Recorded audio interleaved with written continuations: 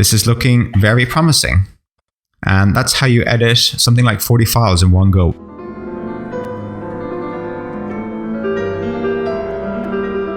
Welcome to Semicolon and Sons. We show actual workflows in production code bases using timeless technologies. Which brings us to Vim. In some form or other, it's been around as long as Zelda, Prozac, and your host here.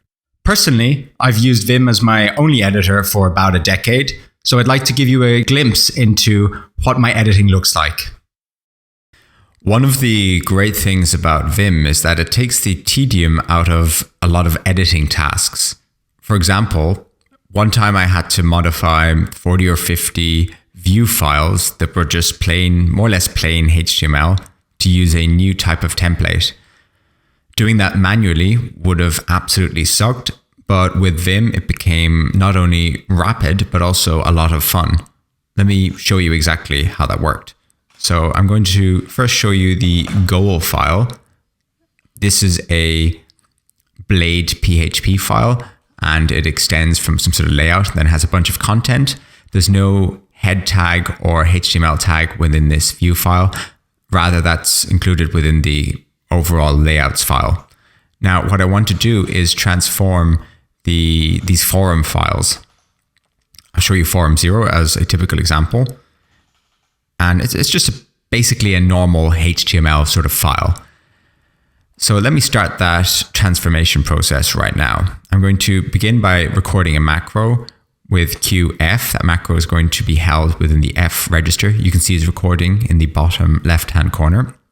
I'll begin with 2DD to delete 2 lines, then DST to delete the surrounding HTML tag, DD again to delete a line, DAT to delete this head tag, and DST to delete this body tag. There's no parallel body tag in the right-hand pane. Next, we see that the includes header does not exist there, so we'll delete that too, but we'll go and add the other 2 headers, the extends layouts.app and also the section content bits. That's looking pretty good. Let's skip down to the bottom. And we have something we don't need there, but there's something we do need to include, and that's an end section. That's not viewable in the right at the moment, but you can take my word that it's necessary in there. I'm going to finish recording that macro by pressing Q, and now I'm going to jump up to the top of the screen again and take a look. I'm going to save real quick, and now I'm going to check out from Git with the gread command, the original. Yep, there you go. And then run that macro again with @f to see if it works. And sure enough, it does. So I'll undo that once more and test it out on another file. So here's a different HTML file. It looks quite similar. That's because I turned most of the HTML into lorem ipsum, or rather the contents of the HTML, so as not to reveal any private information. So running that macro again with @f. Yep, and it does its job perfectly. So let me do a gread to go back. I'll explain why in a sec. So I'm going to save the original form in both cases. And now I'm going to populate something called the args list with all the files I want to modify. Those are going to be the forum whatever files.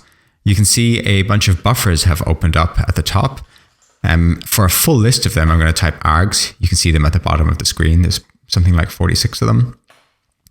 Now what I'm going to do is run the argdo command with the macro from normal mode. Normal mode was when I was dashing around deleting lines and tags, but I'm not in normal mode right now. I'm in command line mode or command mode. So normal, @f, and then write to save it. So let's run that.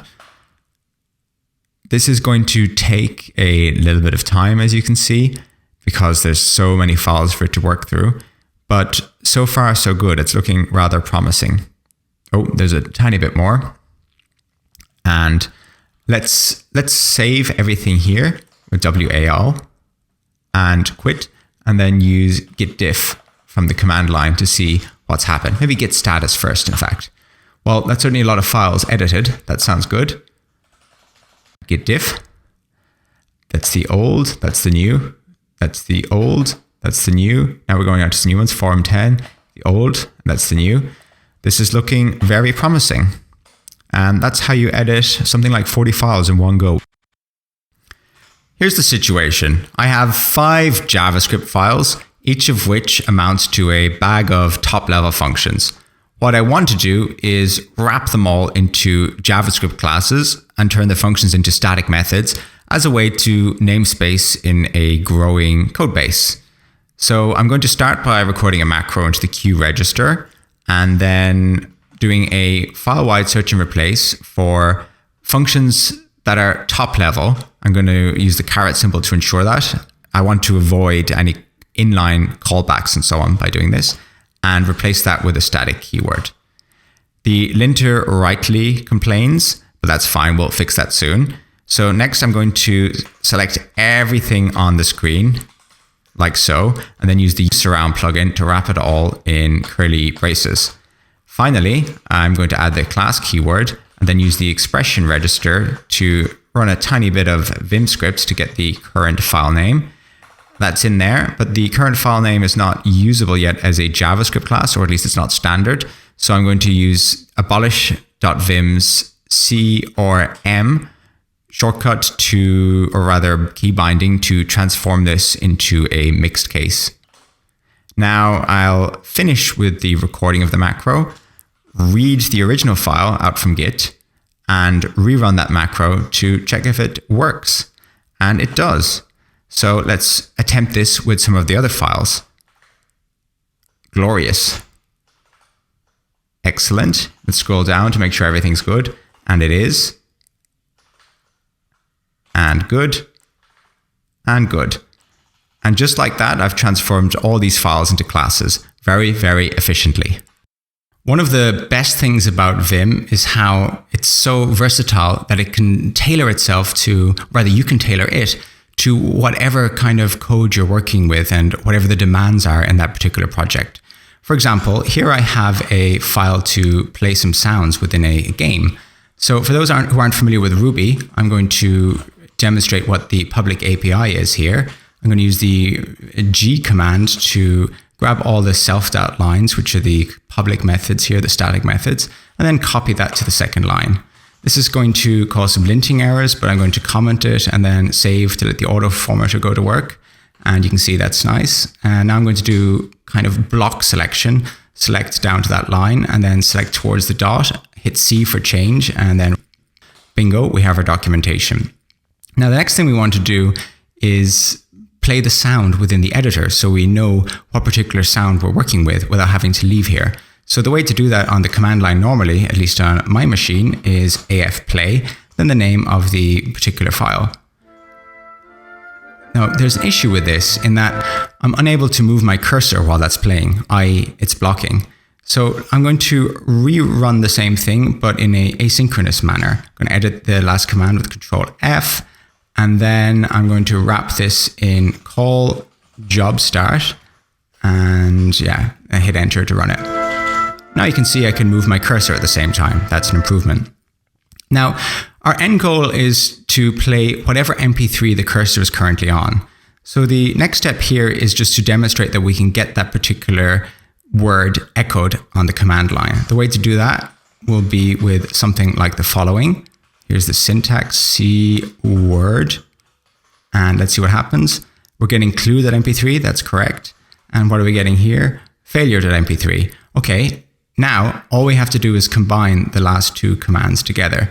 So I'm going to go and edit a previous command, delete the start bit here, yank this into a register, and then I'm going to essentially paste this here, get rid of to the end of the line, and then fix this syntax issue. I'm adding a space there because we want to construct a string with a space between the program name and the particular argument. And we're getting the failure sound there. And what happens if we press a colon up and run the same one? We get a different sound. Excellent. Now, let's put the cherry on top of that cake. Let's create a keyboard shortcut to do that just within the context of this program. So I'm going to go up and edit this previous command. And I'm going to add the normal mode mapping with leader, which is comma on my computer. And let's say let's say P for play.